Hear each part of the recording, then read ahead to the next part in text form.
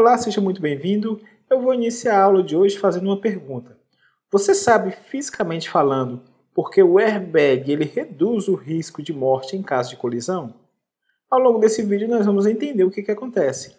Antes eu preciso falar para vocês da grandeza física chamada de quantidade de movimento. Em alguns livros, a quantidade de movimento é chamada de momento linear ou também de momento. E ela vai ser dada pelo produto da massa com a velocidade.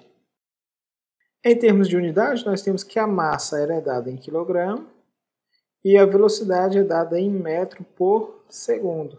Logo, a unidade de quantidade de movimento é o quilograma metro por segundo.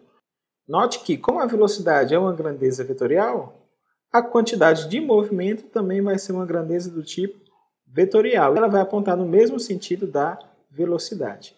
Vejamos aqui um exemplo. Eu tenho aqui um carrinho de 50 kg que se move a uma velocidade de 10 metros por segundo. Qual a quantidade de movimento desse carrinho? Pela nossa definição, quantidade de movimento vai ser igual a massa vezes a velocidade. Logo, a quantidade de movimento desse carrinho é igual à massa dele, que é 50, vezes a velocidade, que é 10. Vai ser igual a 500 kg metro por segundo. Agora imagine que esse carrinho ele está carregado de areia e a massa dele subiu para 250 kg. Observe que a velocidade continua sendo a mesma, de 10 metros por segundo. Qual é a nova quantidade de movimento? Bom, para esse caso nós temos que a quantidade de movimento vai ser igual à nova massa, que é 250, vezes a velocidade, que continua sendo 10. Então, para essa situação vai ser 2.500 a nova quantidade de movimento. É por isso que nessa situação aqui é mais difícil parar o carrinho do que nessa de cima. A quantidade de movimento aqui embaixo ela é muito maior, é 2.500. No caso anterior era de apenas 500. Agora sim nós podemos falar do teorema do impulso e da quantidade de movimento, que diz que o impulso ele vai ser igual à variação da quantidade de movimento. Ou seja, o impulso ele vai ser igual à quantidade de movimento final menos a quantidade de movimento inicial. Esse teorema aqui ele nos ajuda a resolver uma gama de problemas. Vejamos um exemplo. Eu tenho aqui um bloquinho de 2 kg, cuja velocidade dele é de 10 metros por segundo no tempo t igual a 0. E aí eu começo a aplicar uma força nesse bloquinho, empurrando ele para a direita. Passados-se 2 segundos, a nova velocidade do bloquinho é de 12 metros por segundo. E aqui está sendo a força aplicada nele, a mesma força é F. Bom, a gente sabe que essa velocidade só aumentou de 10 para 12 devido à atuação dessa força. E a pergunta que eu faço é, qual a intensidade da força F?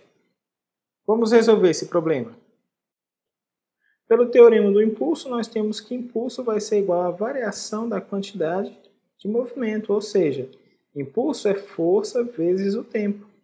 Isso aqui vai ser igual a massa vezes a velocidade final, menos a massa vezes a velocidade inicial.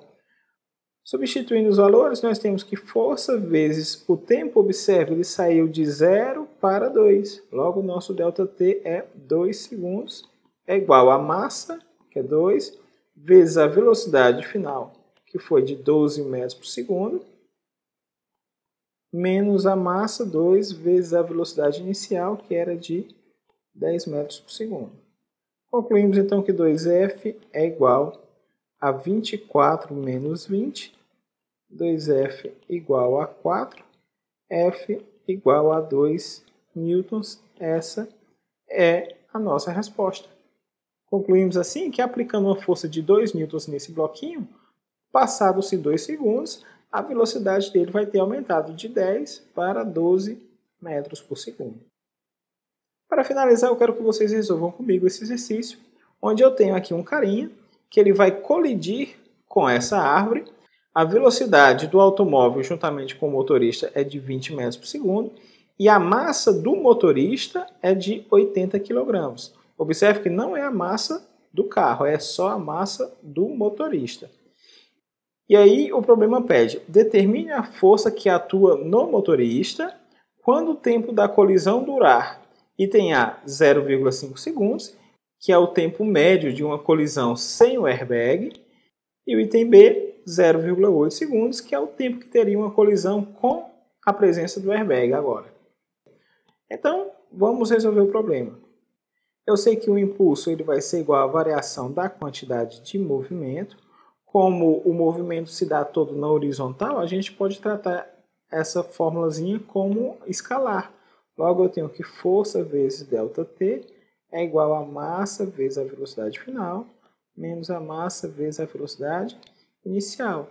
Agora, observe, essa velocidade inicial aqui é essa velocidade de 20 metros por segundo.